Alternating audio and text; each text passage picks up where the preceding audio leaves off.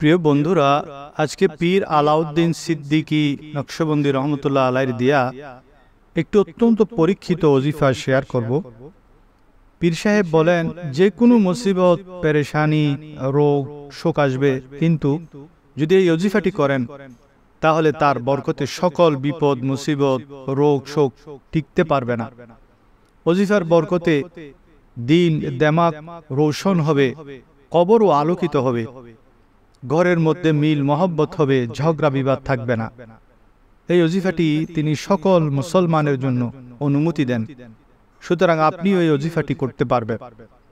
তিনি বলেন, যেই সব লোক পেরেশান, মনের মধ্যে শান্তি নাই, তারা ফজরের নামাজের পর 11 বার দুরূদ শরীফ পড়বেন। এরপর আল্লাহর 3টি নামের জিকির করবেন, ইয়া আল্লাহু ইয়া রহমানু ইয়া রহিম, ইয়া আল্লাহু ইয়া রহমানু ইয়া রহিম, ইয়া আল্লাহু ইয়া রহমানু ইয়া রহিম। এই ইসিমগুলি 140 বার জিকির করবে।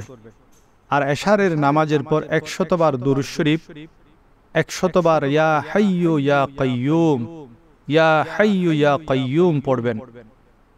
দুরূদ শরীফ পড়বেন, আল্লাহুম্মা সাল্লি আলা সাইয়্যিদিনা মুহাম্মদ ওয়া আলা আলি সাইয়্যিদিনা মুহাম্মদ ওয়া বারিক ওয়া সাল্লিম।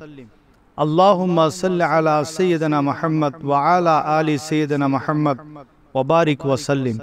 আর সব সময় একটি তাসবিহ পড়বেন, হাঁটতে বসতে চলতে ফিরতে এই তাসবিহটি পড়বেন, সুবহানাল্লাহি ওয়া বিহামদিহি সুবহানাল্লাহিল আযীম, সুবহানাল্লাহি ওয়া বিহামদিহি সুবহানাল্লাহিল আযীম, সুবহানাল্লাহি ওয়া বিহামদিহি সুবহানাল্লাহিল আযীম, সুবহানাল্লাহি ওয়া বিহামদিহি সুবহানাল্লাহিল আযীম।